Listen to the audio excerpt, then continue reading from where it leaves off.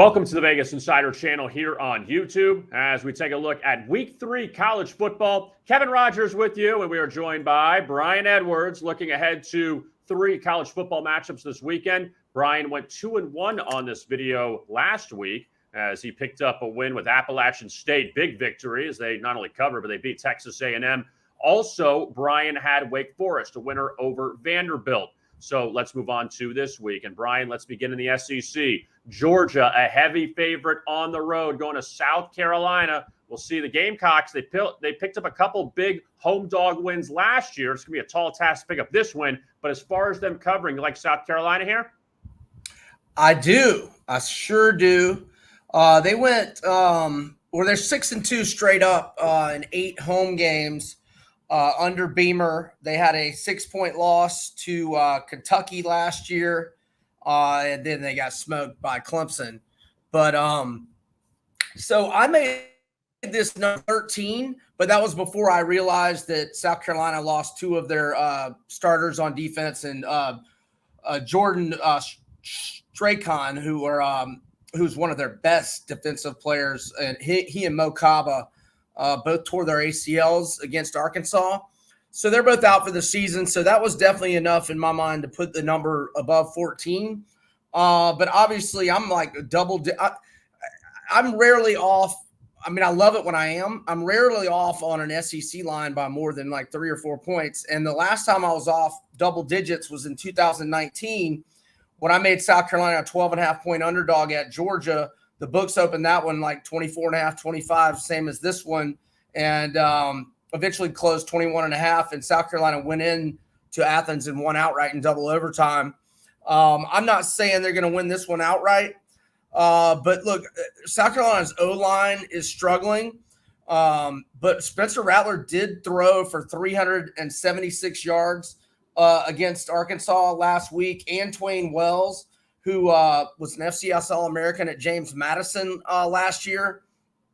He had a monster game against the Razorbacks, and he looks like the real deal. And look, Marshawn Lloyd tore his ACL in 2020, looked a step slow last year. He looks like he's back at full speed. And they might add Corey Rucker, who's missed the first 2 games. He's a transfer from Arkansas State. That had a big season last year. So they're maybe adding another weapon on offense. Now, those 2 injuries on defense are no bueno, but I do not see Georgia winning this game, by 3 touchdowns. And we're getting 3 touchdowns, a field goal, and a hook. Give me the Gamecocks catching a huge double-digit number at home. All right, so you like South Carolina after they lost to Arkansas last week, and now they're facing defending champion Georgia as your first pick. Now for your second pick, another double-digit dog, Justin Wilcox, the coach of Cal, has been very good when he's listed in the underdog role. Cal goes to South Bend coming up Saturday to face a Notre Dame team desperate for a win. The Fighting Irish at 0-2, lost to Ohio State, and then fell to Marshall last week at home. But you do like Cal here getting the points at Notre Dame.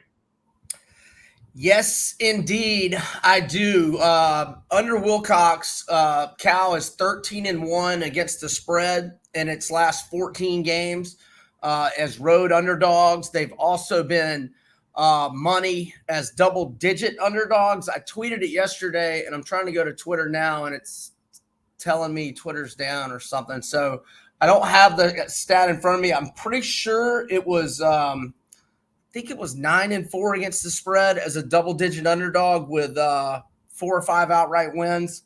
You can check my Twitter timeline if you want to check that. But anyway, Cal's got a major upgrade at quarterback this year. Jack Plummer, who had made 15 career starts at Purdue. 13 at Purdue, and he's got 2 now at Cal. He's got a 30-11 career touchdown interception ratio. Cal's been pedestrian offensively the last 4 years, averaging 23.8, 20.3, 21.2, 21.5 points per game. But now they've got a really good quarterback who had 7 touchdown passes without an interception last year before his injury with Purdue. We've got Notre Dame making Drew Pine making his first career start coming off a home loss to Marshall.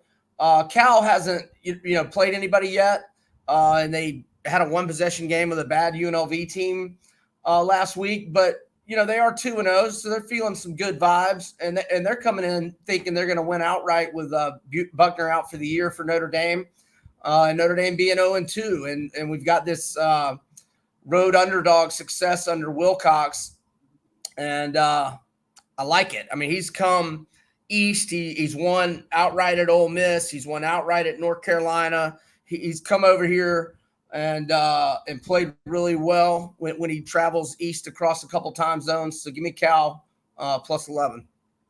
I have the number here, Brian. When they're a dog of 7 or more, they're 14-3 against the spread, 6 outright wins. And also, I believe they had a cover at TCU, too, in the last few years. Lost by 2 last year. You're correct. Right. So they've really been competitive in that, and Notre Dame desperation mode and new quarterback. So, we'll see how they fare. Now, late night, Brian, Fresno State and USC. So far, things are great for Lincoln Riley. 2-0. They beat Stanford last week. And you look at Fresno, that back-and-forth game in the final minutes against Oregon State, in which Oregon State led. Fresno State took the lead, and Oregon State won at the end. So tough loss for the Bulldogs. Now you're getting double digits with Fresno State against USC. Yeah, heartbreaker, walk-off touchdown for Oregon State. Fresno outplayed them, had a 24-23 edge in first downs, had a 492 to 398 advantage in total yards. USC got 3 pick sixes against Rice in the season opener. And then last week against Stanford, Stanford had the ball inside the 5 and threw an interception in the end zone early. It was in the first quarter. And then later in the first half, Stanford going in and fumbles at the 1-yard line. So USC's defense has been opportunistic and definitely making some big plays to their credit. But, I think these have been some misleading final scores. Now, I do know Stanford kind of got a couple of late touchdowns, to take it from 41-14 to 41-28. But again, they had 2 great scoring opportunities inside the 5 in the first half and did not take advantage. So I think, look, Jake Haener led Fresno into UCLA last year and won outright. I have no reason to think that USC is going to blow these guys out. Jake Haener's not going to throw pick sixes like Rice did. They went to Oregon last year and out-yarded them by 30, but had a couple of first-half fumbles that were their undoing, but they, covered easily in a 31-24 loss as a 20.5-point underdog, won outright at UCLA last year as an 11-point underdog. They went at USC in the 2019 season opener. A year they went 4-8. They were 13.5-point dogs. They only lost by 8. They played Minnesota to a 3-point game that year. They didn't play any Power Fives in 2020 because of the pandemic. They had a 1-possession game at Minnesota in 18. Fresno State is not afraid of the Power Fives. They're going in there hoping to pull an upset. I doubt they will, but they will cover this double-digit number, in my opinion. All right, so let's review the 3 picks that Brian Edwards has this week. He likes 3 double-digit underdogs. He's going to go with South Carolina getting the points at home against Georgia. Also, Cal as an underdog at Notre Dame, and Fresno State at USC late night in LA. Brian, thanks so much for the time. And before we let you go, your VI podcast, it's going well. Tell people where they can find it. Yes, check out our Bet CFB pod, wherever you do your podcast. We've got Teddy Savransky, Teddy Covers, a.k.a. Teddy Covers, going to be on the midweek show, which drops first thing Thursday. We do 2 a week. They drop first thing Thursday and first thing Monday, recapping the games and taking an early look ahead at the fresh lines for the new week. And the Thursday one, we'll have a lot of picks, opinions, etc., and we'll have the great Teddy Covers this week. All right, sounds good. That is Brian Edwards. I am Kevin Rogers. Thanks a lot for watching, and as always, best of luck with your bets.